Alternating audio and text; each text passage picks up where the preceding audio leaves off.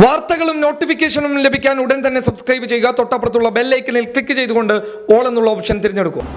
ജനാധിപത്യത്തെ അങ്ങ് വിലക്കെടുക്കാൻ തീരുമാനിച്ചതായിരുന്നു കെ സുരേന്ദ്രൻ.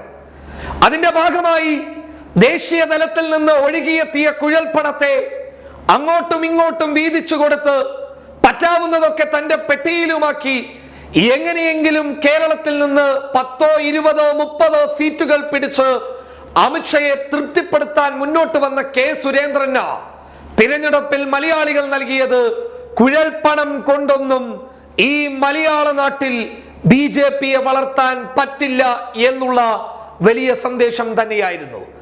ഇപ്പോൾ കുഴൽപ്പണവുമായി ബന്ധപ്പെട്ട ഞെട്ടിപ്പിക്കുന്ന വിവരങ്ങൾ പുറത്തു വന്നപ്പോൾ കേന്ദ്ര അന്വേഷണ ഏജൻസികളൊക്കെ നിശ്ചലമായി നിൽക്കുകയാണ്. ഇഡി കേസെടുക്കാൻ മുന്നോട്ട് വരുന്നില്ല. നാഷണൽ ഇൻവെസ്റ്റിഗേഷൻ ഏജൻസി സുരേന്ദ്രനെ അറസ്റ്റ് ചെയ്യുന്നില്ല. ഇൻകം ടാക്സ് ഡിപ്പാർട്ട്മെന്റ് സുരേന്ദ്രന്റെയോ കൂട്ടാളികളുടെയോ വീടുകളിലേക്ക് റെയ്ഡും നടത്തുന്നില്ല.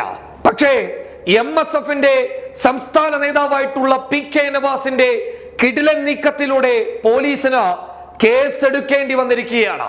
അതെ, വളരെ വ്യക്തമായ ഒരു മുന്നേറ്റം തന്നെയാണ് MSF CK Janu K Surendran വിഷയത്തിൽ നടത്തിയിട്ടുള്ളത്. ഇതൊരു പക്ഷേ MSFനെ സംബന്ധിച്ചിടത്തോളം വലിയ രീതിയിൽ അഭിമാനിക്കാൻ പറ്റുന്ന ഒരു നേട്ടം തന്നെയായിരിക്കും. കാരണം കേരളത്തിലെ വിവിധ രാഷ്ട്രീയ പാർട്ടികൾ നിശ്ചലമായി ഈ വിഷയത്തിൽ നിൽക്കുന്ന സമയത്ത് കൽപ്പറ്റ കോടതിയെ സമീപിക്കുകയും CK ജാനുവിന് ജനാധിപത്യത്തെ കശാപ്പ് ചെയ്യാൻ വേണ്ടിയിട്ട് ലക്ഷക്കണക്കിന് രൂപ കെ സുരേന്ദ്രൻ നൽകിയതുമായി ബന്ധപ്പെട്ട തെളിവുകൾ അടങ്ങുന്ന ഒരു ഹർജി കൽപ്പറ്റയിൽ സമർപ്പിക്കുകയും, അതായത് കൽപ്പറ്റ കോടതിയിൽ സമർപ്പിക്കുകയും അതിലൂടെ PK നവാസിന്റെ കിടിലൻ നീക്കത്തിന് കൽപ്പറ്റ കോടതിയിൽ നിന്ന് ഒരു ഉത്തരവ് ലഭിക്കുകയും ആ ഉത്തരവ് അടിസ്ഥാനപ്പെടുത്തിയിട്ട് പോലീസിന് കേസെടുക്കാൻ മുന്നോട്ട് വരേണ്ട ഒരവസ്ഥയുണ്ടാവുകയും ചെയ്തു.